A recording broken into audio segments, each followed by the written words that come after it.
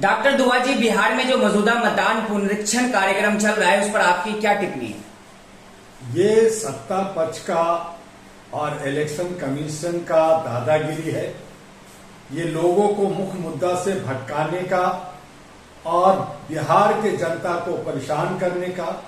विपक्ष आगे ना आए, बहुत सारी छोटी पार्टियां ना आए और अपना राज साम्राज्य फैला सकें, ये मनमानी है।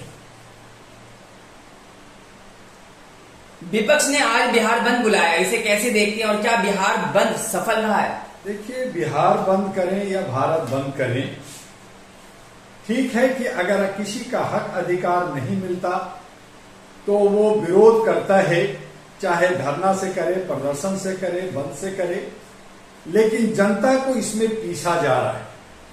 जनता को ये सब मोहरा बना रहे हैं। आज विपक्ष में वो ताकत नहीं है कि पक्ष का या सत्ता का वो विरोध कर सके। आज पार्लियामेंट के अंदर ओबीसी, अति पिछड़ा, एससी, एसटी और मुसलमान मिलकर के 295 सांसद है, मेंबर ऑफ पार्लियामेंट। वो विरोध क्यों नहीं कर रहे? वो सत्ता के खिलाफ क्यों नहीं खड़ा हो रहे? वो मोदी को साथ क्यों नहीं छोड़ रहे? अगर वो छोड़ दें तो 272 में उनकी सरकार बन जाए, लेकिन नहीं छोड़ रहे। 240 वाले सरकार में है, सत्ता में है, और जितने भी जनप्रतिनिधि हैं जिन पे करोड़ों लाखों रुपया खर्च होता है, जनता बड़ी विश्वास के साथ वोट देता है, उसके साथ डकैती होता है, धोखा होता है और फिर घुमा फिरा के जनता को सड़कों पे लाया जाता है। ठीक है, आपने आंदोलन किया, बंद किया, सफल भी हो रहा है, कई जगह रोक टोक भी आपने किया, लेकिन क्या इलेक्शन कमीशन सुन रहा है? क्या आपका सत्ता सुन रहा है? आप जनता के सर पे ठिका फोड़ रहे हैं, खुद मुख्य मुद्दा से भटक रहे हैं। अगर आपको मुख्य मुद्दा देना है तो रोटी कपड़ा मकान का, रोजगार का, शिक्षा का, स्वास्थ्य का, सुरक्षा का, और बिहार कैसे तरक्की करेगा उसकी बात कीजिए ना। सब है मुझे सत्ता दे दो, मुझे सत्ता दे दो, मैं ठीक करूंगा, मैं वो कर दूंगा, और जब मिल जाता है तो कुछ नहीं मिलता, इसलिए बिहारियों को ठगा जा रहा है। और तब डॉक्टर दुआ ने कहा कि ये सब ठीक है, हम विरोध करेंगे, हम इलेक्शन कमीशन में भी पॉलिटिकल अमेंडमेंट एक्ट लाते हैं, उसको बदलने की बात करते हैं। जनता का स्वतः और पारदर्शी इलेक्शन कमीशन होना चाहिए, जो सत्ता के गोदी में बैठ करके वो जो बोलती है वो ठीक नहीं है, लेकिन उसके लिए नया विकल्प बनाना होगा। डॉक्टर दुआ के साथ बिहार के लिए जो प्रोजेक्ट है उसके लिए आगे बढ़ना होगा, और जो पारिवारिक पार्टियां हैं, जो कॉर्पोरेट पार्टियां हैं, जो बिहार को लूट रहे हैं, उन तमाम लोगड़ियों को बाहर करना हो। बिहार में महिलाओं की नौकरी में 35% आरक्षण की सामने आ रही है। हज आप सर दोबारा लेंगे। बिहार में महिलाओं की नौकरी में 35% आरक्षण की बात सामने आ रही है, आप कैसे देखते हैं? देखिए, बिहार में 35% की आरक्षण की बात किया। सेंट्रल गवर्नमेंट ने कहा कि मैं 33% का आरक्षण दूंगा। सेंट्रल गवर्नमेंट में पूरे इंडिया में महिलाओं की भागीदारी 49 के, तो 49 क्यों नहीं? और आरक्षण भी मुख्य जो है मुद्दा नहीं है, आरक्षण ही सारा समाधान नहीं है, क्योंकि क्रीम लेयर से आज ओबीसी को, आज महिला को, आज एससी एसटी को हक नहीं मिल रहा है, अल्पसंख्यक मुसलमानों का हक छीना जा रहा है। तो जब तक समता समानता का, आर्टिकल 14 का और सबका हिस्सेदारी, सबकी भागीदारी नहीं बनेगी, तो ये जो लॉलीपॉप दे रहे हैं ये सिर्फ चुनावी स्टंट है और कुछ नहीं है। लोगों को लोग लुभावना कर करके उनका वोट छीनना चाहते हैं, उनसे वोट लेकर के सत्ता में आना चाहते हैं, जो ये लोकतंत्र और संविधान की हत्या है। बिहार की कानून व्यवस्था भी सवालों के घेरे में है सर। पटना में व्यापारी गोपाल खेमका की हत्या कर दी गई है, कैसे देखते हैं आप? देखते रहिए आगे जर्नलिस्ट महोदय, अभी तो 2 महीना और चुनाव का है।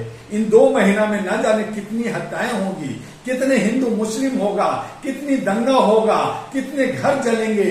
अभी बरसात का मौसम है, बाढ़ में कई लोग खत्म हो जाएंगे, बहुत लोगों को वोट से वंचित किया जा रहा है, उनसे पूछा जा रहा है आप पैदा लिए कि नहीं ले, आपके पास वोटर कार्ड, आधार कार्ड है कि नहीं है, आपका बाप दादा कौन है। तो ये सब एनआरसी को बैक डोर से, पिछले दरवाजे से एनआरसी लागू कर रहे हैं और ये सरकार सातिर है। कुछ लोग विरोध कर रहे हैं विपक्ष वाले, लेकिन वो भी देख रहे हैं कि मेरा वोट तो नहीं खसक रहा, मुझे फायदा हो रहा है कि नहीं हो रहा। और ऐसी सूरत में जनता ठगी जा रही है और उस हालत में जनता को ही यह तय करना होगा कि बिहार के अंदर जो अभी विधानसभा होने जा रहा है उसको इनको सबको माने या इनको नकारें, ये जनता तय करे। आखिरी सवाल है सर, बिहार में चुनाव होने वाले हैं, इन चुनाव में क्या मुद्दे रहने वाले हैं और आप लोग की क्या रणनीति रहेगी? क्या जर्नलिस्ट महोदय, क्या मुद्दा रहेगा? या तो जनगणना की बात कर रहे हैं, या तो संविधान की बात कर रहे हैं, या तो आरक्षण की बात कर रहे हैं। अरे कोई भी पार्टी ये नहीं कह रहा कि बिहार का विकास कैसे होगा, बिहार के नौजवानों को रोजगार कैसे मिलेगा, उसको नौकरी कैसे मिलेगा, उनकी जो है बाढ़ में जो है प्रतिवर्ष जो है 2 लाख 3 लाख लोग मर जाते हैं, बह जाते हैं, उनकी घर परिवार खत्म हो जाता है, कागज पत्र खत्म हो जाता है, उसका पुनर्वास कैसे होगा, इसकी बात कौन कर रहा है? तो मुख्य मुद्दा जो है आर्थिक आजादी का, सामाजिक भागीदारी का, सामाजिक जो है हिस्सेदारी का, वो बात कहाँ कर रहे हैं? वो सब कह रहे हैं कि मुझे दलितों का वोट दे दो, मुझे मुसलमानों का वोट मिल जाए, मुझे जो है कर्पूरी ठाकुर के लोग भी मुझे वोट दे दे। और इसीलिए बिहार के अंदर एक नहीं 47 पार्टियां कुकुर मुक्ते की तरह जमा हो गए हैं और सब 50-100, 200 वोट काटने के लिए बैठे हैं। और ऐसी सूरत में जो बहुसंख्यक है, जो अपने हक अधिकार के लिए चाहती है और अपना जनप्रतिनिधि चाहती है, बट जाएंगे, कट जाएंगे और जो चंद लोग, जो साथी लोग हैं, वही मलाई मार जाएंगे और वो सत्ता में आ जाएंगे। फिर वही शोषण, फिर वही दोहन, फिर वही गुंडागर्दी, फिर वही विकास के नाम पर जो है विनाश होगा, सड़कें टूटेंगी और लोग जो है हाय तो वह 5 साल तक मनाते रहेंगे।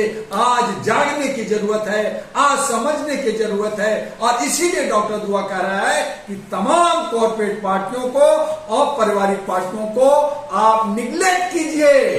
अपने बच्चे, अपने क्षेत्र और जो आपके बीच में रह करके आपकी समस्या को सुन सकता है, आपके लिए काम कर सकता है, उसको वोट दीजिए और इन तमाम लोगों को दरकिनार कीजिए। जैसे हम कहते हैं कि हमने समाज निकाला कर दिया, जैसे आज ब्राह्मण को समाज निकाला, चार जो है मूत्र यादवों पे ठोक दिया। तो ये सब नफरत है, कहीं भाषा का, कहीं जात का, तो कहीं प्रांत का।